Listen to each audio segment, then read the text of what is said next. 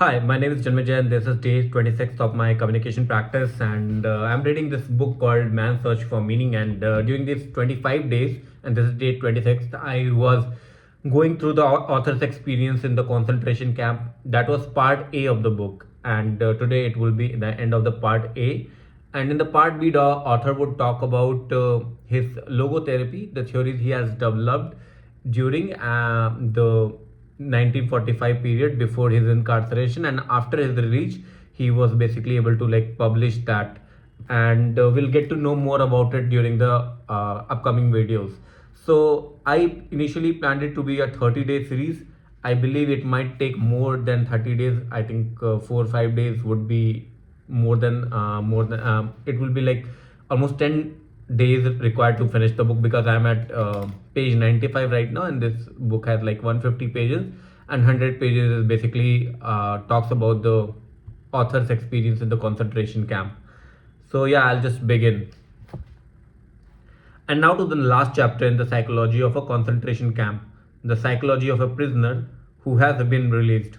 In describing the experiences of the liberation, which naturally must be personal, we shall pick up the threads of the part of our narrative which told about of the morning when the white flag was hoisted above the camp gates after the days of high tension. This state of inner suspense was followed by total relaxation, but it would be quite wrong to think what that we went mad with joy. What then did happen? With tired steps, we prisoners dragged ourselves to the camp gates. Timidly, we looked down and glanced at each other questioningly. Then we ventured a few steps out of the camp. This time, no order were shouted to us, nor was there any need to duck quickly to avoid a blow or kick. Oh no, this time the guards offered us cigarettes. We hardly recognized them at first. They had hurriedly changed into civilian clothes. We walked slowly along the road leading from the camp. Soon our legs hurt and threatened to buckle, but we limped on. We wanted to see the camp's surrounding for the first time with the eyes of a free man. Freedom, we repeated to ourselves, and yet we could not grasp it. We had said this word so often during all these years we dreamed about it that it had lost its meaning. Its reality did not penetrate into our consciousness. We could not grasp the fact that freedom was ours. So it talked about like post-release psyche of the prisoner. They had lost all the meaning of the freedom, and now once they were released, they had no clue. They were not feeling anything. It didn't heal them. So that is what I think author is trying to say. We came to the meadows full of flowers. We saw and realized that they were there, but we had no feelings about them. The first spark of joy came when we saw a rooster with a tail of multicolored feathers. But it remained only a spark. We did not yet belong to this world. In the evening, when we all met again in our hut, one said secretly to the other, "Tell me, were you pleased today?" And the other replied, feeling ashamed as he did not know that we all felt similarly. Truthfully, no. We had literally lost the ability to feel pleased and had to relearn it slowly. So basically, it's understandable that during the periods of incarceration, they had been gone through a lot of pressures. The atmosphere was changed. Their whole psychological makeup was changed due to that sort of period where they lost the empathy, they lost the feeling, and it was difficult for them to start feeling things. It was the process of relearning to feel what it feels to be free. So it makes sense. Psychologically, what was happening to the liberated prisoners could be called depersonalization. Everything appeared unreal, unlikely, as in a dream. We could not believe it was true. How often in the past years had we been deceived by dreams? We dreamed that the day of liberation had come, that we had been set free and returned home, greeted our friends, embraced our wives, sat down at the table and started to tell all the things we had gone through, even of how we had often seen the day of liberation in our dreams. And then a whistle shrilled in our ears, the signal to get up, and our dreams of freedom came to an end. And now the dream had come true. But could we truly believe in it? The body has fewer inhibitions than the mind. It made good use of the new freedom from the first moment on. It began to eat ravenously for hours and days, even half of the night. It is amazing that what quantities can one can eat. And when one of the prisoners was invited out by a friendly farmer in the neighborhood, we ate and then drank coffee, which loosened his tongue, and he then began to talk, often for hours. The pressure which had been seen on his mind for years has was released at last.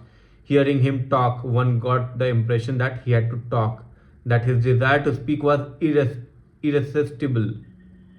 I have known people who had been under heavy pressure only for a short time, for example, through a cross examination by the Gestapo, to have similar reactions. Many days passed until not only the tongue was loosened, but something within oneself as well. Then feeling suddenly broke through the strange fetters which had restrained it.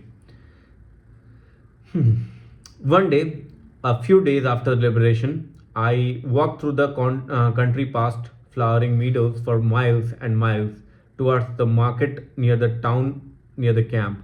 Larks rose to the sky and I could hear their joyous song. There was no one to be seen for the miles around. There was nothing but the wide earth and sky and the lark's jubilation and the freedom of space. I stopped, looked around and up to the sky, and then I went down on my knees. At that moment, there was a little I knew of myself of the world.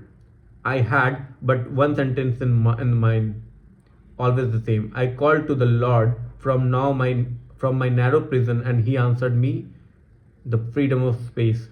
How long I knelt there and repeated this sentence, memory can no longer recall. But I know that on that day, in that hour, my new life started. Step by step, I progressed until again become a human being. So you can understand the transformation a prisoner has gone through from the start of his incarceration, then release, and then rehabilitation into the society where it was difficult for him to think freely, to behave humanly, and it was a process of relearning through the days, through weeks, and then only he was able to assimilate to the surroundings, to behave like a natural human being. The way that led from the acute mental tension of the last days in the camp, from the war of nerves to mental peace, was certainly not free from obstacles. It would be an error to think that a liberated prisoner was not in no need of spiritual care anymore. We have to consider that a man who has been under such erroneous mental pressure for such a long time is naturally in some danger after his liberation, especially since the pressure was released quite suddenly. This danger, in the sense of psychological hygiene, is the psychological counterpart of the bends. Just as the physical health of the Kaizen worker would be endangered if he left his diver's chamber suddenly, where he is under enormous atmospheric pressure. So the man who has suddenly been liberated from mental pressure can suffer damage to his moral and spiritual health. During this psychological phase, one observed that people with natures of a more primitive kind could not escape the influences of the brutality which had surrounded them in the camp life. Now being free, they thought they could use their freedom licentiously and ruthlessly. The only thing that had changed for them was that they were now the oppressors instead of the oppressed. They become instigator now, not objects of the willful force and nature injustice. They had justified their behavior by their own terrible experiences. This was often revealed in apparently insignificant events. A friend was walking across a field with me towards the camp when suddenly we came to a field of green crops. Automatically I avoided it, but he drew his arm through mine and dragged me through it. I stammered something about not reading down the young crops. He became annoyed, gave me an angry look, and shouted, You don't say. And hasn't enough been taken from us? My wife and child have been cast, not to mention everything else. And you would forbid me to tread on a few stalks of oats. So basically, he's saying that the person who is of primitive nature, who was of primitive nature, and then he suddenly has been released the mental pressure and the agony that he was going through, the transformation is different because now his psychological hygiene is affected. Now he's become the oppressor. They will become the instigator, and they will justify it by talking about their own experiences that they had gone through that. So this sort of thing we see often, that a person who has been oppressed, like who has been terrorized, in turn become a terrorist. That's also a true thing, that people justify violence, that they had suffered violence in past, and that is why people who have suffered child abuse in the early stages of their life as a child, oftentimes they become predator themselves. Only slowly could these men be guided back to the commonplace truth that no one has the right to do wrong, not even if wrong has been done to them. We had to strive to lead them back to this truth, or the consequences would have been much worse than the loss of a few thousand stalks of oats. I can still see the prisoner who has rolled up his shirt sleeves, thrust his right hand under my nose, and shouted, "May this hand be cut off if I don't stain it with blood on the day I get home." I want to emphasize that the man who said these words was not a bad fellow. He had been the best of comrades in camp and afterwards. Apart from his moral deformity resulting from the sudden release of mental pressure, there were two other fundamental experiences which threatened to damage the character of the liberated prisoner: bitterness and disillusionment when he returned to his former life. Bitterness was caused by a number of things he came up against in his former hometown. When on his return, a man found that in many places he was met only with a shrug of shoulders and with hackneyed phrases. He tended to become bitter and to ask himself why he has gone through all that he had. When he heard the same phrases nearly everywhere, we did not know about it, and we too have suffered. Then he asked himself, have they really nothing better to say to me? The experience of delusionment is different. Here it was not one's fellow man whose superficiality and lack of feeling was so disgusting that one finally felt like creeping into a hole and neither hearing nor seeing human beings anymore, but fate itself which seems so cruel. A man who for years had thought he had reached the absolute limit of all possible suffering now had found that the suffering has no limits, and that he could suffer still more and still more intensely. When we spoke about attempts to give a man in camp mental courage, we said that he had to be shown something to look forward to in the future. He had to be reminded that life still waited for him, that a human being waited for his return. But after liberation, there were some men who found that no one waited for them. Woe to them who found that the person whose memory alone had given him courage in the camp did not exist anymore. Woe to him who, when the day of his dreams finally came, found it different from all he had longed for.